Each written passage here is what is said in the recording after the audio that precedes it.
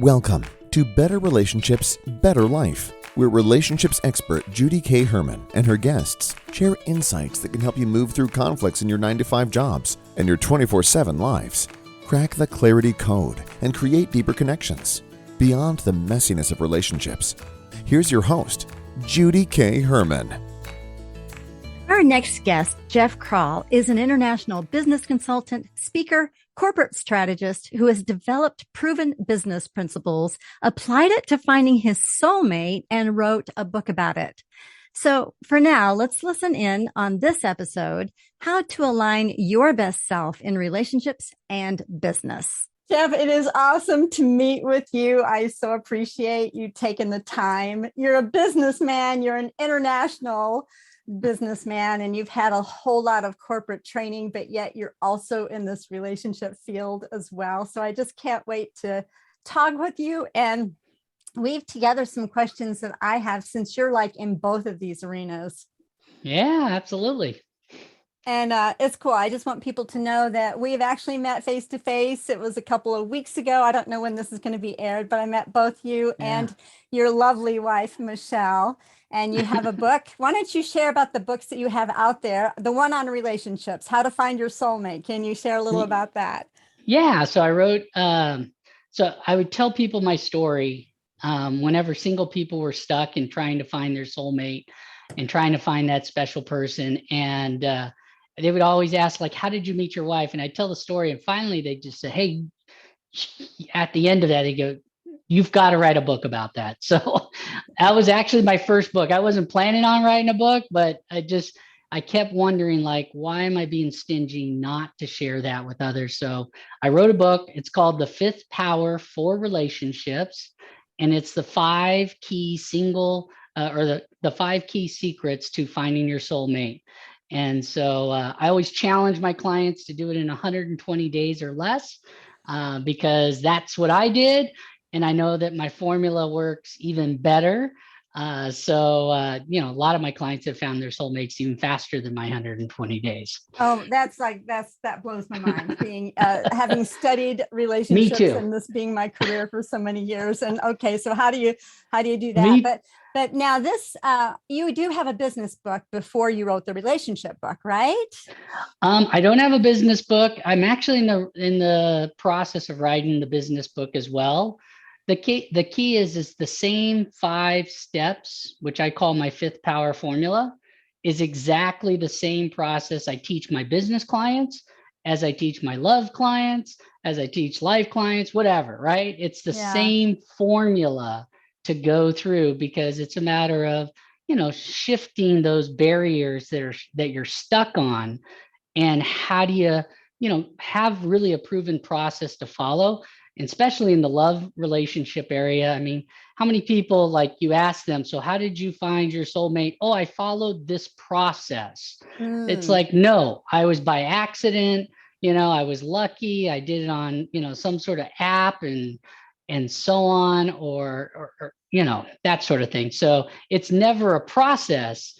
And, I always thought to myself, like, for something that's so important, someone you're going to spend the rest of your life with, right? Mm-hmm. For something that's so important, where you're going to put everything into it and put everything you own and everything they own into it, that you think you would have a better process than by accident. Oh, and so absolutely. Well, that's what really had me create it. So I just really appreciate talking to you, because for several years, Jeff, I have most of my clients in my counseling, and I do mostly relationship counseling and couples and marriage counseling, but most of them have been business owners, leaders, influencers. So I've heard on the back end what goes on in their personal lives and the struggles that they go through, and then also hearing the struggles business-wise. So help us to understand. Here you are, basically, you're kind of becoming an expert, or you already are an expert business-wise, and then you are also like bringing in these business principles into relationships. So let's circle to the business arena, because you've had plenty of experience in the corporate world. And I'm curious, what kind of insights have you gotten in your experience, not just working with clients, but also your experience in the corporate world, what would be some of the relationship issues that are creeping up in business? Yeah, I think, well, there's so many in the business realm, because you've got the relationship with your coworkers, you've got the relationship with your clients. And so all of those things have different dynamics. However, it all comes back to basic communication, right? Mm-hmm. And I think that's the key thing to recognize. And that's how they all correlate with each other, is because it's basic communication. So like with coworkers, I always found that it was very important that, in fact, the best relationship that I really, book that I love the most that I use is the 5 languages of love, right? Yes. I think it's Yeah. it's an easy way to just put someone into a certain category Mm-hmm. and just look. Like if I was coming from, contribution to this person, what is the best way to communicate to that person, and really communicate through whatever language of love that they have, and so on. And I think that's important. The other thing I think is important in co-working type relationships is also knowing who the person is. Most of the time, we don't spend time to get to know the coworker, and we make up interpretations and thoughts and stories about who that person really is. And when you come into a business decision, or you're trying to work together to figure something out, you have this big filter that you're looking through of who they are, when you really don't even know who they are. So a lot of times with my business clients, I always like to start with, like, what is their personal mission, personal passion, their purpose in their life, and get each individual to understand that, so they can communicate it with each other. Mm-hmm. So when I'm talking to the person, I'm talking to that purpose. And if they say something outside of their own purpose in life, then it just reminds me, like, they're not being their normal self. And, you can have a discussion about, hey, what's going on? Are you going? Yeah. Let me hold this for a moment, because what I've discovered a lot, and even in my own life and how I've related to others, in a non-counseling, relationship or work relationship from the past, you might have a boss or whatever, and that boss maybe reminds you of the harshness of your dad in that dynamic there. And so what I've discovered is there's a lot of similar, what I'd call relationship dances that are going on, not just in your personal relationships, but they get repeated into work relationships. And yes, you're saying communication is good, and also just really knowing that person and their purpose. But have you seen any of, like, maybe some similar dynamics of how people are actually showing up in their relationship to invite perhaps the mess that they might be getting from a coworker or a, I think colleague? a lot of what we do in communication is always from the past, right? Our brain has collected some sort of way to survive, and inside that way, that's the way we want to communicate. And so, like you were saying, in a corporate world, you might look at your boss from a dad perspective, right? And so now you're thinking, however your relationship with your dad is probably how your relationship, if that's the filter you're looking through, is dad. Or maybe you look at it from a mom perspective, or maybe you look at it from, like a sibling perspective or a mentor perspective. But whatever perspective you think of that person as, right? You tend to operate that way. Like when you meet people and they talk and they behave and show up like your mother, you now talk to them like if they were your mother. And then you get the same kind of responses. And I do want to let listeners know, this is not conscious stuff we're doing, right? This is like subconscious. This is automatic things that we don't really realize. These same dynamics are going on, but it's what we are familiar with is what we're going to be drawn to. Yeah. Right. So that's interesting. But you have seen that in business. Yeah, totally. Totally. Yeah. I mean, especially, I teach a lot in negotiations and sales training and stuff like that. And it's all in communication. It comes into your listening, the Mhm. questions you're asking. Are you really coming from, like a win-win position, Mhm. or are you really trying to dominate something and get your own way? And so, it takes a lot to communicate in a way where you're patient and you're listening. You come from curiosity. You show Mm. that you care. All these things are such a dynamic that you unconsciously are not going to do automatically most of the time. Yeah, You automatically, either don't we you just like you we're have just you human. We're have to gonna do train yourself, right? To yes. consciously be that person, show up that way. And the good part is the more you consciously do that on your own, the more unconscious that becomes, Mm. right? And Yes. so just like anything else, because the way we got to how we are today, is again off past stuff, right? So Mm. past experiences.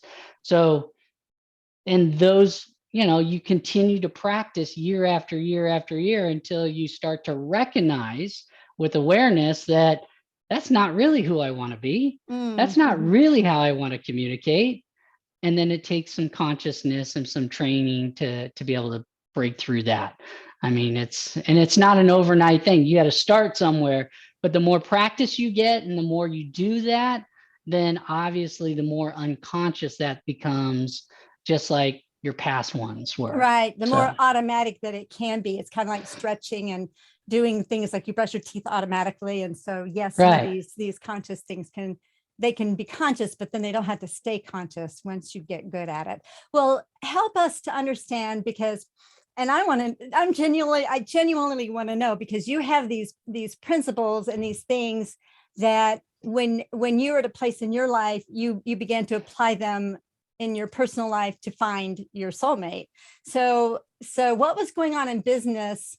What was the gap, let's say, at that point in your life between you excelling in business? Because this is a lot of the stories I get in my counseling is, there's this part of I do really good in business, but I really am awful at relationships. So describe that gap a little bit. If you want to use your own or someone else's, that's fine. But I'm just help No, no, us no. to know I that. think, well, the first time I recognized all this, I was coaching a client that I was coaching in Australia. And he literally got on the phone with me and was just complaining about his business. Like, I can't find new clients. I feel hopeless. And he went on and on to the point where I felt like, how could you say this? You're successful. You already have a successful Mm, business. Yes, you could build it bigger, but how could you even think all of this, right? mm, And it was just that mindset that was there. And then, I gave him advice. And at the end of the call, he was super excited, got into action. And I gave him these 5 steps. And I remember hanging up, just looking in the mirror, because I have a mirror when I coach. I have a mirror in front of me. And I remember looking myself in the eye going, man, that's some good advice. You should probably do that yourself. Right.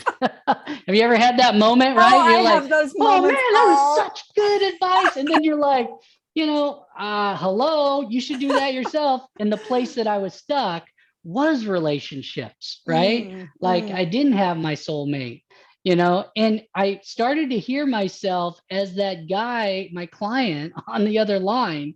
Like, it's hopeless to find that special person. There's not enough of them out there, and I felt all this drama that was there. And I'm like, no, no, no. So that's what shifted everything for me. And so once I did that, I decided to follow the same 5 steps that I now teach everyone. And so, my story's really short. I'll say it's short, but I went on yeah. 43 dates in 120 days, all by introductions from my community of people, and found the woman of my dreams. And, we've been married 15 years now with 4 kids. So When I first heard your story, Jeff, I had to admit I was so skeptical. That's why I needed to meet both you and Michelle together to say, is this guy real? I Does know this it's a really crazy happen? journey. I always say I was a slow learner. That's why I had to go on more dates. Well, I was so curious about her perspective and all of that. So y'all kind of fleshed in some more of the story. But I am always drawn to folks that like, businessmen, especially like if they have their family, like if they're pretty solid family men, I can really trust them, right? And Right. but so many times, businessmen, they can show up so charming, even flirty. I mean, that can get them in Hmm. trouble in their marriages, right? But if there can be, this passion for families, I think that is so valuable because the family is the foundation. I mean, you're working for the family, not the family. I don't know. So many Yeah. folks that in my counseling and I've seen it in personal life too. There's so much regret that happens years later. Kids are grown and there's no real substance to their relationships and families. So anyway, Yeah. you're Which doing is so this, crucial. Jeff. No, it's so crucial. It I mean, is. that's the thing, because it's really, as a performance coach, I always really want people to elevate themselves to their best self, Mm, right? And it hmm especially starts in the relationship, right? absolutely. It's not like if you're good in business and communicating, you're good in relationships and communicating. The problem is you may not see it and Mm, you may not know how to do it. And so if you have that negative belief that you're not good in that, of course you're going to continue to screw up your relationships, right? Because yeah. that's, there's so many. I know this basketball that, shooting free throws. If you think you're going to miss the free throws every Mm, single time, hmm your percentage is going way down Yeah. than if you say you're going to make it every Yeah. single time. And it's just that one little shift, right? That is that's so very important. So when you say you're a performance coach, do clarify with my listeners. Are you a performance coach for, say, athletes, performers, or tell us more about the term your performance coach? Usually just personal development, Uh-huh. business and personal. I mean, my whole role is, I look at it as twofold. One is to set the right mindset. So I have a lot of sporting background hmm in my life growing hmm up, playing tennis and soccer and volleyball and accelerating at high levels. And the thing that was my specialty was just mindset with that, hmm Yeah. and really, really knowing how do I program my mind? How do I get myself in the right mindset to do that? And so, performance wise, I always think of it as it starts with mindset, right? And Yes. so, and then it shifts into really understanding like what is the actual process that you're following to get to where you want to go. Without mindset, you can't have it. I think Yeah. that's a very crucial aspect of it. Yeah, so you're just like it is personal, but mainly you do work with business people in leadership, business owners, corporate Yeah, CEOs, yeah. All all the sorts of above. CEOs, corporate. Yeah, I have everywhere from publishing companies to, online marketing companies to financial advisor, people of all sorts. Yeah, So, yeah. So let me ask you, I've got two questions actually, probably sure. more questions than that, but two that are coming up Mhm. right now. How has your journey, Jeff, going from this aha moment when you were counseling or I mean or coaching this person and the Mhm. aha when you looked in the mirror and then your process of finding Michelle, your soulmate, Right. whom is still your soulmate today. That's like Oh yeah. awesome. How has that changed you as a businessman? How has that changed your mindset It's and all? Yeah. it's tremendous, I would say, because when I started that journey, I really started the whole awareness aspect. Like if I don't have awareness, like if I don't see those ahas like I saw in that call, hmm it's like I'm missing out, right? Mm, So I hmm went on that journey of discovering, who I am and what really happens, how people see me and how I show up as a business person as well as in personal in life, to hmm really just and then create that, from who my purpose is, which is through integrity, fun, and happiness, hmm that I empower myself and others to live an extraordinary life beyond our belief. and live a life of endless possibilities. And so I always look for my purpose, like, how do I become my best self, my highest performance level of that in this moment? Yes. Right. And always looking like, how do I do that? And that shifted everything, because when I showed up that way to my business clients, they connected with me even better. Wow. Right. My results went up because their results of my clients went up, just because of shifting those kind of things and really making sure that, mindset is the first piece to it. And how do you control that and have a process to control that? I think I so appreciate you explaining that. There's so many people that they think that they're putting on, this, air, this performance, but people can see right through that. And I'm hearing this self-awareness, this mindset, and really catching some thoughts that would otherwise be automatic or subconscious. This has made a difference with the energy with which you actually show up in your work and in your relationships. Oh yeah, especially today. It's just I'm like night and day how much I've grown. But I've also made the commitment to grow, right? Most people don't even make that commitment, right? They just kind of let life go by and not actually commit to that transformation, that self-awareness, that becoming your highest best self type aspect. I'm hearing too, Jeff, from you is that you're really grounded in your purpose, and you verbalize that so beautifully. So how important is that as you're moving through as a business leader, you want some results in your business, or even as a family man, and you want to connect with your family? How important is that centering and that purpose?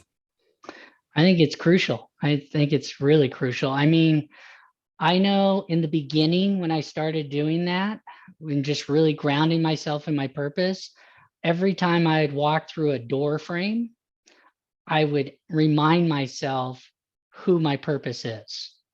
So just think of how many doors you walk through. You walk into a business meeting. Did you think of your purpose first, or were you looking at what you're going to say to them and how you're going to say to that? Right. Yeah. And then you think of all those different times you walk through a door frame, and the more you kind of remind yourself, this is who I am, and how can I show that up in this particular moment? It becomes, again, a win-win for the other person on the other side. And my goal is for them to experience it the same way I experience it. So I want to have fun. I want to have a good time. I want to, be around people that want the same thing. And if I give that energy to them, I always notice that purpose and passion will come back to me, no matter who they are.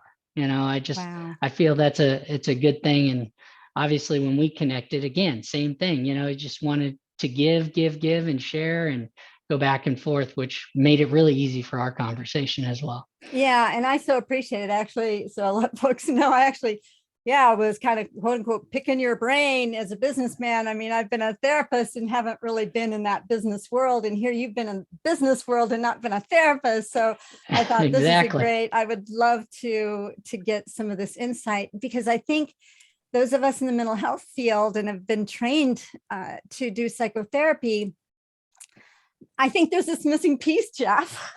And I'm telling you, it's been several years that I've actually had folks that have been in this world, entrepreneurs, and they're thinking differently. And so how can I, as a therapist, kind of keep up with, I've never thought that. It's stretched my own thinking. But this is a journey that we're all on. And I think it's remarkable that you're doing the work that you're doing, and you've got your family, like you've got a wife, your soulmate, and 4 kids you got? 4 kids. Yeah. One's out of the house. So we know we did one thing correctly.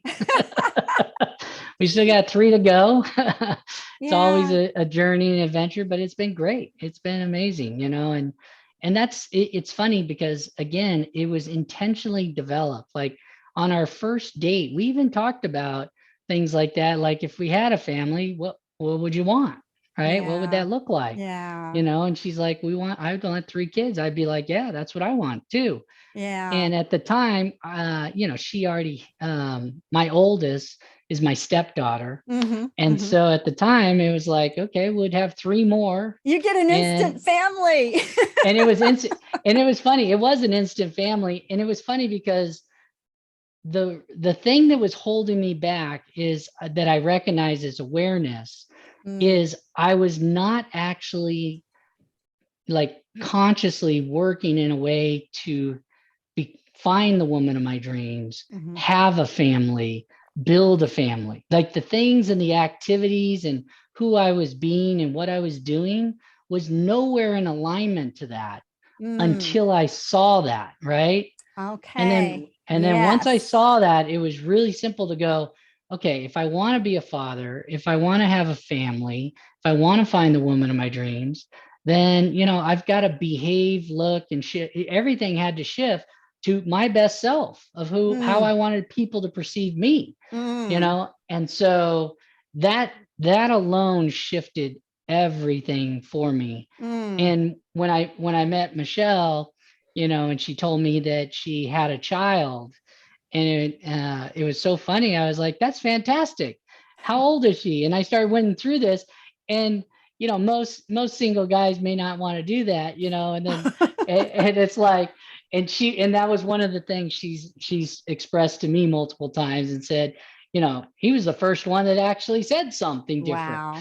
Wow. and I didn't do that. Like it was just natural in the moment to do that from coming from my purpose, from coming from my intention of really finding the woman of my dreams and being open to everything. And so because of that, it just shifted. Right. And so yeah. Well, I can imagine with your attitude too, Jeff, even as a dad, to a stepdad and a dad, that what you did for this client and looking in the mirror, your kids are mirrors to you, aren't they? Oh, they totally are. They totally are. Having kids will transform your life, and to be able to look at them and be able to also to do your own awareness as a parent is crucial, isn't it? Oh, it's totally crucial. I no matter one thing too is, I told you about the door frame thing that I do, but one thing is coming like from work, right? No matter how bad the day was or how good the day was or whatever things were still on my mind at work, as soon as I walked through the front door, right? It was like I transformed into my super dad or whatever and shifted everything. Wow. Like, and reminded myself of my purpose and reminded, of my mission of having, beautiful kids and being with my wife and all that, and just showing up that way. Right. And so, and my kids would always say that too. Why is daddy always so happy? Right. And it's like, it's because it was intentional. Oh, right? that's wonderful. I tell you, it's intentional, right? And oh, so, and I think that's important. It is important. And I know there's some flaws about you too, Jeff. I won't even ask you about those, but there's got to be times in which you kind of get off a little bit from what your intentions are or your purpose totally. or whatever, because you're human do, just sure. like every. So, but really, that. I think when you talk about this this tension and this gap between what you really wanted, but then how you were actually living it out, that tension there, to me, is that space where there can be the anxiety, the depression, the mood, all of that stuff. It's because there's not the alignment, there's not the integration. So what you're doing, I believe, in your work is good mental health when you're aligning what you really want with your behavior, and there's alignment and integrity, like you said. Yeah, there is a line of integrity at that. Like, this is who I say I am. This is how I want people to perceive me. This is how I want to show up. And if I'm not that's out of integrity. And sometimes it takes my wife saying, hey, are you really doing that? Did you just hear yourself? And it's like, oh yeah, okay. And you shift back, right? Yeah. Because, we fall out of alignment But I also created an environment with my wife and with my kids that when we're not behaving who we are, to say something about it. And Right. that, you know what, I want to hold that because I think that is very, very crucial. And to have an agreement ahead of time that, and this is really true partnership. Jeff, I want to admonish you or admire you because you're doing what the masters do, like the difference between the masters and the disasters, right? What John Gottman talks about. So being able to have that partnership, giving your wife permission to call you out when you're not showing up in your, with your true self and your, what you want to be. And then you accepting that influence from her, like that is a dynamic that is something that number one can be nurtured. So if you're listening to this, my listeners, if you're watching this, listening to this, and this is not happening in your lives, this can be created and nurtured, but there needs to be that partnership in order. I mean, you got to be partners. I know that Dr. Stan Tatkin, he was on episode 8 and 9, talked about having this principle of governance but it sounds to me like you're really clear and that you and Michelle were able to talk through that. And then with whatever glitches in the relationship come up, that's a time to revisit. Okay, what do we need to put in place? How can that's the same thing you can do in your working environment too, right? I talk of it more as an expectations conversation, right? Because a lot of times when there's fight or flight, or when people are not gelling together, it has to do with one person has some sort of expectation that's not being fulfilled. Yes. Okay. And so because it's not being fulfilled, then they behave a certain way from their past, thinking that that's going to change it, which it really doesn't. It just magnifies it and makes it even worse. And so it's important to have that communication level that, hey, it's okay to say this to me. And when you say it, I need to, snap my fingers and snap out of it, take a deep breath and really hone it in, evaluate it, take the awareness, and then show up again as my best self, whatever's there. And it's challenging, because we have those moments, like you said, where we're just not, in perfect form, right? Or your highest best self. Yeah. It's not like you can do that. But I can tell you, you have less of those episodes, the more you are intentional in your life than you would if you just let life fly by the seat of the pants, right? So it's more importantly, it gets easier and easier and less episodes where that kind of negative self of yours pops up when you're really intentional, and you create yourself to be intentional. And it really is, what are you going to cultivate that's going to be the norm in your family or even in your work environment for that matter? What is that going to be? Is it going to, if it is the negative, and there is a whole lot more power that negative thoughts have on the brain than positive ones. But if you can get, like when the glitches do show up, if it can be more out of the ordinary and getting back on track. And of course, in the military, they call it the after action review. Like if something goes awry, you need to learn from it so that it doesn't repeat itself. Exactly. And so you get better at it. So yes, I'm all about when conflict shows up, it's actually an opportunity for growth, for awareness, because you'd like to have all your bases covered, but life happens.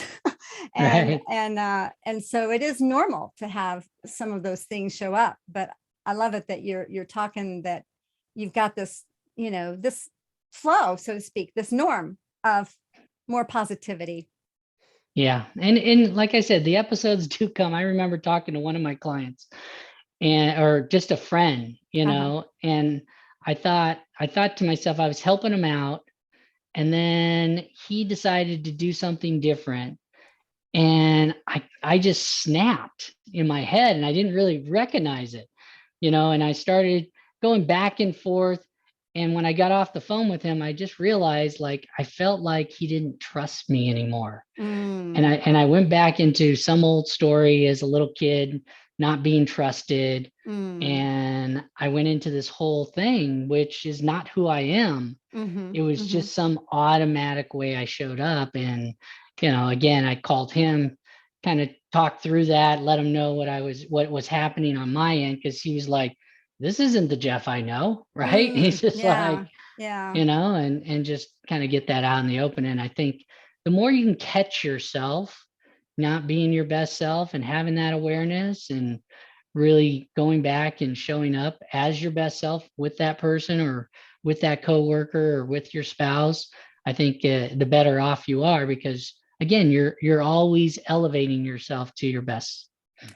Well, what would you say, Jeff? Because here's what comes across sometimes is that, and I don't know, I don't want to be stereotypical here. Men just have a hard time saying, they have a hard time admitting that they've done anything wrong. Okay. Yeah. I try to tell people, hey, you know what? I don't think anything less of you. Let's just put it out in the open and let's see if we can do some repair here. But what do you say to the person maybe who has that real? Usually I would start with a question in my head, right? So if I want to just give the answer too much, which is something I have a tendency of doing as well, especially as a coach, right? It's kind of like, my wife and my kids didn't hire me as a coach, right? So you know what I mean? So it's kind of like they give me this and I'm like, oh, this is what you got to do. This is how you got to do it. And you go into that mindset, but going back to the rightness, right? I think when I get into that mood, I would say something like, so what if I was wrong? Right? And what if I was this person that's saying that I'm wrong and I was in their shoes? What would that actually look like? Like if I could just make it all up, what would actually make it wrong if I was that person? Right? And just that deep breath of understanding that is kind of the first step to really being able to have an open conversation with someone versus the automatic, here's the answer, be quiet. I know it's the answer. Stop talking. This is what you need to do, or this is the thing, right? Yeah. So I think that's an important thing that I definitely know when I say, well, what if I was wrong? Maybe I am wrong. Let's take a look at that. Yeah. And it's okay to be wrong. It's okay. Right. And that's the whole thing. And I am too one of those guys too, like, right? I want to figure it out all on my own, but it's also important to, be able to say, okay, maybe I don't know this. So if not, it's okay to be vulnerable and be open and ask that person from curiosity, right? Like their perspective that's having them see it a different way. Right? Tell me a little bit more about that. What prompts you to say that to me, that this way is wrong? And actually listen from those questions and get those people to interact so that you can get on a kind of same playing field and say, oh yeah, now I see your point of view. Right? Now I see what you're talking about. Of course. I know I was in a personal development course one time and they were saying something like, they had some sort of deal up and they're like, what is this? Right? Or what did I draw there? And everybody's like, no, you drew nothing. You didn't draw anything. And I'm like, no, you guys are all wrong. That's not what I drew. And then it's like, well, what did you draw? I was like, well, I see an X on the back. Yeah, there you go. So if you told me there was nothing there and I'm looking this way, I'm like, no, there's an X. And you're like, no, there's no X there. What are you talking about? You're wrong. Yeah. And I'm like, no, there's an X. I'm looking at an X. Yeah. But until you turn it around and allow someone to see the X, then they'll go, you know what? I see your X now. Yeah, absolutely.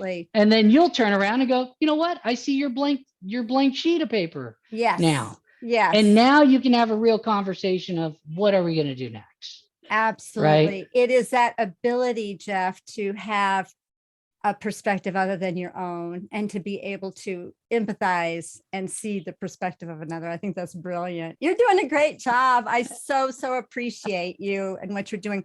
Let me ask you this. If there's a businessman that's listening to this, or a businesswoman, someone in the corporate world, and their lives are falling apart at home, And what kind of advice would you give that person that, and maybe they are having to like keep this leadership, they're kind of isolated. What advice would you give to this person? I think the first thing is you've got to know it's okay to have support, Mm, right? okay. Because the mindset that's there in the beginning is I have to figure this out my own. And especially in business, sometimes it's like I'm at this highest level, like I may be the CEO, and it's like I can't show up saying I don't know what to do. Right. Even though I feel like what I'm telling them to do, I really don't even know if that would work.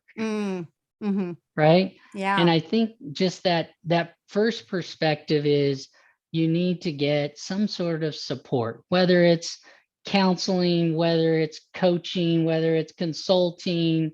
You need to open up as something is, if this is important to you, to really be that person to start with reaching out and getting into communication with someone else that can listen to the other side and have a dialogue about what's really there and what you really want, and start to identify where you are now and where you want to be. Because a lot of times we think we know that, but if you really hear yourself, talk about it, it doesn't seem that way, right? To others. Yeah. And so you really want to have someone get the whole clarity about that and get clear on the clarity. I think that's important. Clarity and focus is one of my powers, or my secret powers that I teach. And then the second thing is definitely, put yourself into either a class or a training or read a book, but get into a dialogue about that. I think that's just so crucial. Hiding out is like the number one thing that most people do. They try to figure it out and hide out versus sharing and actually getting it on the court. Just like finding my soulmate was the same thing. It's like I felt embarrassed if I didn't have that person in my life. I felt embarrassed or unsuccessful that I wasn't able to do something like that. There's all these negative things. So it prevented me to talking to people because I didn't even want to talk about it. Even if they wanted to say, hey, are you dating anyone? Are you doing it? I felt like, oh, great. Now I'm going into the negative stuff. Right. Yeah. Yeah. And it wasn't until I was open with it and started saying, well, I haven't found her yet, and I'm on this journey to do that, and open up, and maybe you can help me. Right. And just asking that the power of asking is so key, because most people don't ask. Yeah. And they don't ask because of the fear and because of the concern of looking bad and being wrong. So that stops them. So communication is the key. You gotta get a support person. It is. You are so right, because isolation is really the biggest enemy here. And I think the most successful business people, the ones that are excelling in their families and in their organizations, are those who do allow a support system, so they're not alone. And I think that is so crucial. Jeff, you're doing a remarkable work. And another time, maybe I can have you talk about your five principles. But right now, sure. How can people get in touch with you? I think the best way would just be to go to my website, and it's just my name, jeffkrahl.com. And that's probably the easiest way, because if you're looking for your soulmate, there's a link there to free videos and different things like that. And if you're looking for business stuff, there's a link there to have a discovery call or a conversation with me. But I'd be more than willing to help out and help any of your clients and listeners really take it to the next level. Yeah, you're doing a remarkable work in this world and making a huge difference on families and in the business world. So thank you so much. Yeah, you're welcome. Thank you. This conversation was so profound. As I reflected, I had even more ahas, realizing it's easy to be skeptical when people are happy or they figured out the flow in their relationships. And I just loved it when Jeff's kids asked, why is dad so happy? It seems for most, negativity is the norm. And I believe we can make our best selves the norm. And here's my takeaways. Number 1, be aware of what you want. And it is possible to live in alignment with what you want. Number 2, be intentional to live in alignment with your purpose. That's integrity. And that alone will give you some good vibes. And number 3, ask yourself, is this who I am? How can I show up with who I am in this particular moment? Again, I love the examples of Jeff walking through the doorway and being aware and even rehearsing his own purpose I think that's just brilliant. So let me ask you, what stood out to you? Share your takeaways by going to betterrelationshipsbetterlife.com. Next week, we'll talk with my speaker friends and colleagues, Dennis and Angela Buttimer, who will talk with us about their purposeful togetherness, how to partner in relationships and business. And until then, I would absolutely love it for you to share, subscribe, rate, and comment in the streaming platform of your choice. This is good stuff, and we don't want others to miss out. See you next time on Better Relationships, Better Life.